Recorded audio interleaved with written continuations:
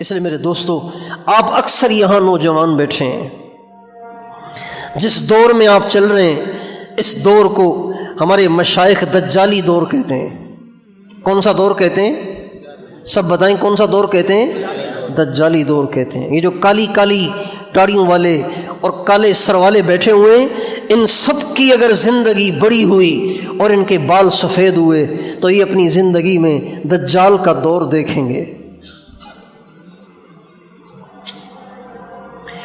اور اس فتنے کا سامنا مضبوط ایمان کے بغیر نہیں کیا جا سکتا۔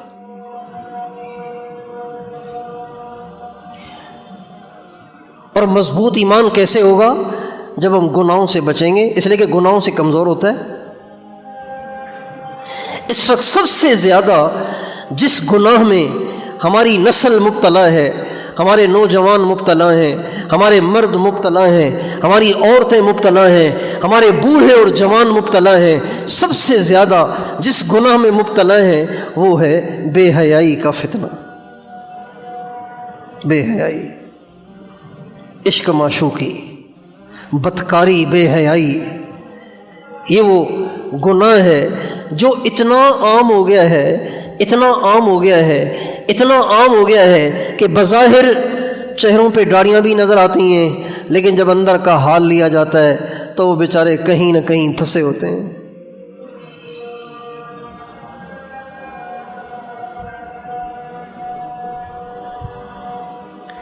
اور یہ ایسا فتنہ ہے کہ جو ایمان کا ستیہ ناش کر دیتا ہے۔ ہمارے نبی کا ارشاد ہے، لا یزنی الزانی وہو مؤمن، زانی جب زنا کرتا ہے تو اس کا ایمان نکل کے باہر آ جاتا ہے۔ زانی جب زنا کرتا ہے اس کا ایمان اندر میں نہیں ہوتا، نکل کے باہر آ جاتا ہے۔ وہ بے ایمان ہو کر زنا کرتا ہے، اور جب وہ زنا سے دور ہوتا ہے پھر وہ ایمان واپس اس کے دل کی طرف لوٹتا ہے۔ یہ اتنا خطرناک عمل ہے۔ اور ہمارے نبی کا ارشاد ہے کہ آنکھیں بھی زنا کرتی ہیں، زبان بھی زنا کرتی ہے، کان بھی زنا کرتے ہیں، ہاتھ بھی زنا کرتے ہیں، پاؤں بھی زنا کرتے ہیں۔ آنکھ کا زنا دیکھنا ہے، زبان کا زنا فحش باتیں کرنا ہے، کان کا زنا غیر محرم کی آوازیں سن سن کے مزے لینا ہے، ہاتھ کا زنا پکڑنا ہے، اور پاؤں کا زنا ایسی جگہوں کی طرف جانا ہے۔ یہ سب زنا میں ہے۔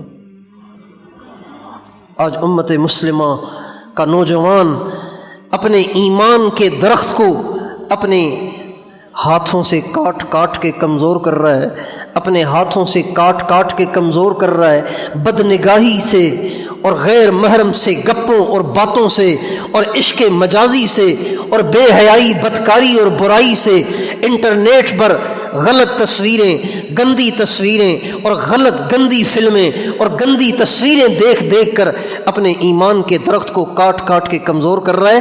ایسا نوجوان جب اس کے سامنے کوئی فتنے کا جھونکا آئے گا نا، اس کا ایمان رخصت ہو جائے گا۔